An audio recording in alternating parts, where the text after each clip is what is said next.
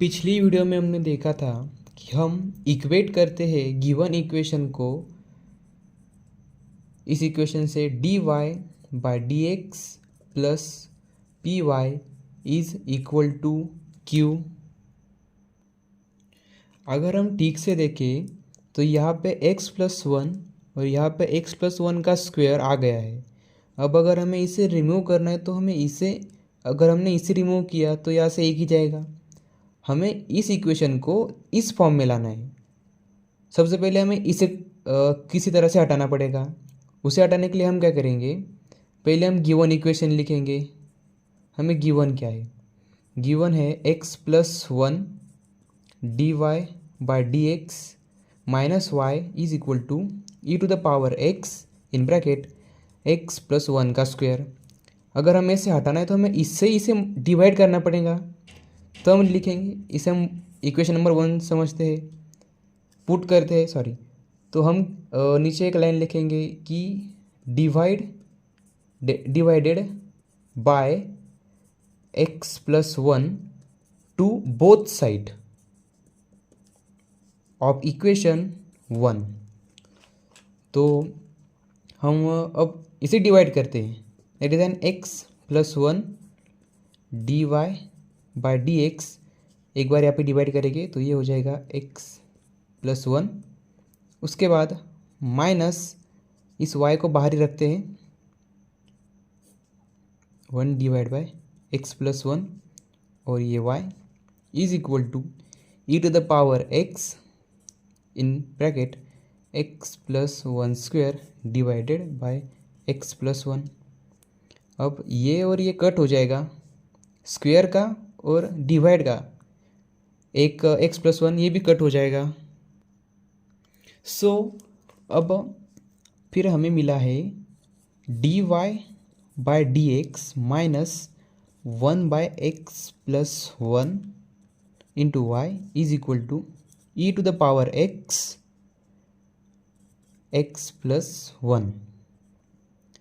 तो ये इक्वेशन, इस इक्वेशन को अगर हम इस इक्वेशन से इक्वेट करते हैं तो हमें p की वैल्यू मिलेंगी minus one by x plus one और q की वैल्यू मिलेंगी e to the power x plus one. तो हम इसे पहले लिख लेते हैं। तो we can write as p is equal to minus one divide by x plus one और हमें q मिला है e to the power x plus one. अब हम अपनी दूसरी स्टेप अप्लाई करेंगे, that is an find integral factor of given equation. Integral factor का फॉर्मूला हमें पता है, e to the power integration p dx। तो ये हो जाएगा ई टू द पावर, अब p है यहाँ पे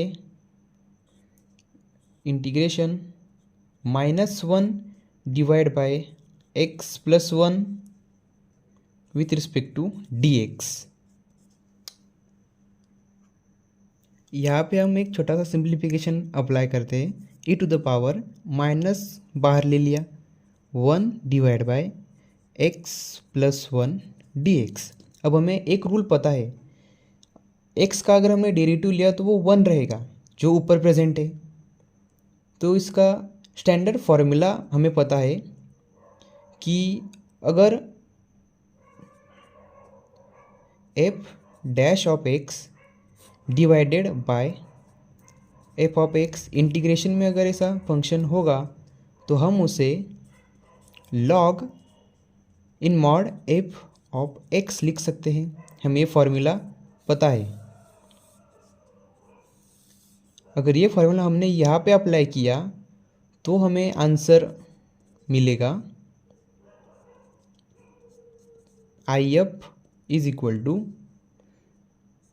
ई to the power minus log X का डेरिवेटिव ऊपर है वन जीरो हो जाएगा, इसका मतलब यहाँ पे ये रूल अप्लाई हो गया। हमें मिला log in mod x plus one.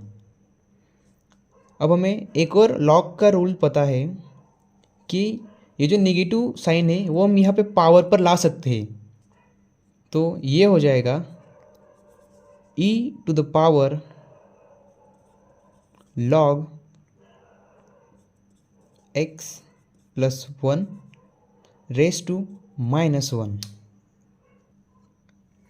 और अब यहाँ पे ये log और ये e कैंसिल हो जाएगा, तो हमें मिल जाएगा x प्लस 1 रेस टू -1। इसी टर्म को हम ऐसे भी लिख सकते हैं, that is I F is equal to 1 divided by x plus 1।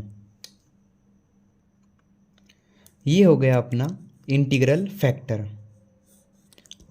अब थर्ड स्टेप है, हम फाइंड करते हैं इसका जनरल सॉल्यूशन।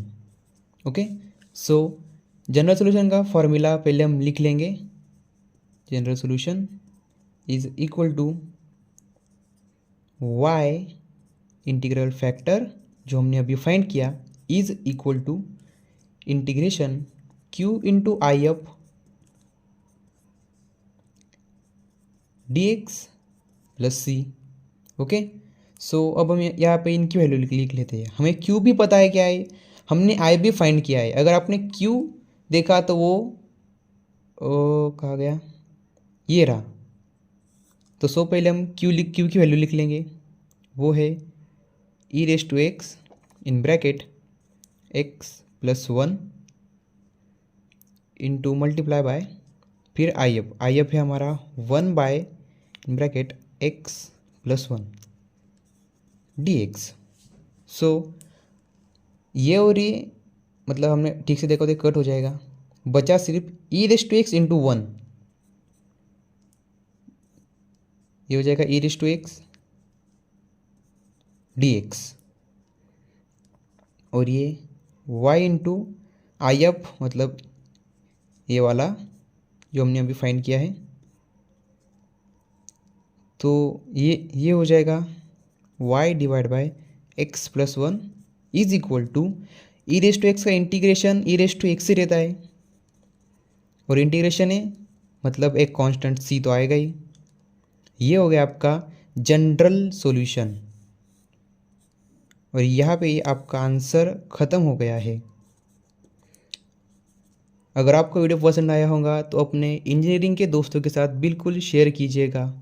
अगर आपको इंजीनियरिंग मैथमेटिक्स के किसी क्वेश्चन में दिक्कत होगी तो आप मुझे क्वेश्चन भेज सकते हो मेरे इंस्टा आईडी पर, दैट इज़